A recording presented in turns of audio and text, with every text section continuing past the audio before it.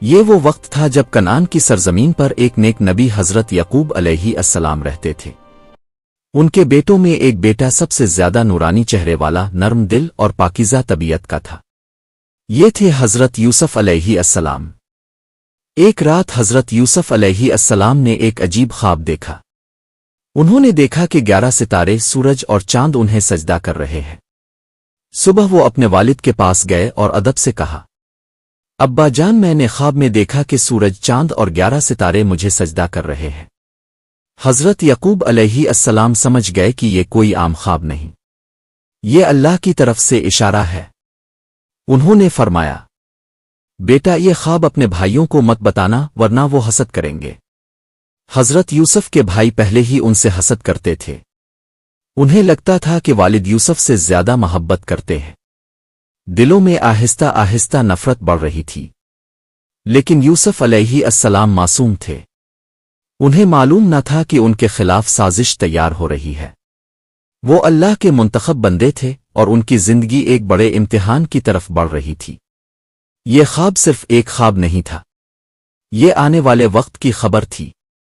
یہ اس بات کی علامت تھی کہ اللہ یوسف کو بلند مقام عطا کرے گا، لیکن بلندی سے پہلے آزمائش آتی ہے، اور حضرت یوسف علیہ السلام کی آزمائش ابھی شروع ہونے والی تھی۔ بھائیوں نے منصوبہ بنایا۔ انہوں نے والد سے کہا کہ یوسف کو ہمارے ساتھ بھیج دیں، ہم کھیلیں گے۔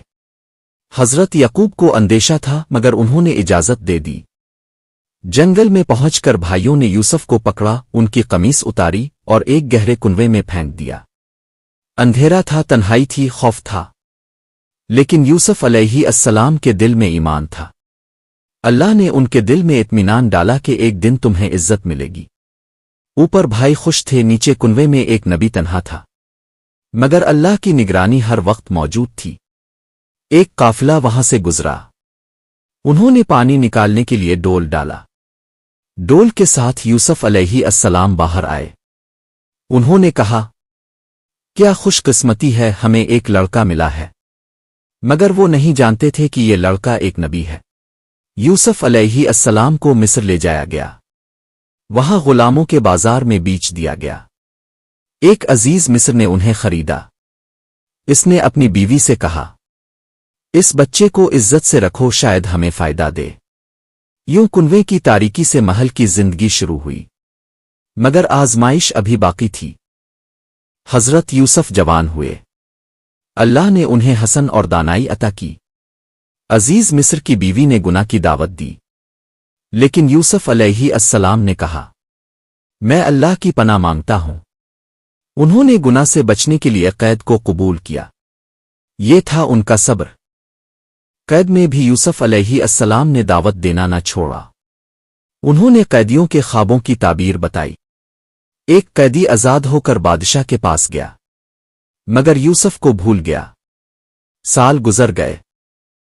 بادشاہ نے خواب دیکھا، کسی کو تعبیر نہ آئی۔ تب قیدی کو یوسف یاد آئے۔ یوسف نے تعبیر دی، 7 سال خوشحالی، پھر 7 سال قحط۔ یوسف علیہ السلام کو جیل سے نکالا گیا۔ ان کی بے گناہی ثابت ہوئی۔ انہیں خزانے کا نگران بنا دیا گیا۔ قحط کے دن آئے۔ بھائی اناج لینے مصر آئے۔ وہ یوسف کو نہ پہچان سکے۔ یوسف نے انہیں پہچان لیا، مگر بدلہ نہ لیا۔ آخرکار یوسف نے کہا، میں یوسف ہوں۔ بھائی شرمندہ ہو گئے۔ انہوں نے معافی مانگی۔ والدین مصر آئے۔ سب نے یوسف کو عزت دی۔ خواب سچ ہو گیا۔ یوسف نے کہا، یہ میرے رب کا فضل ہے۔ سبق: صبر کا انجام عزت ہے۔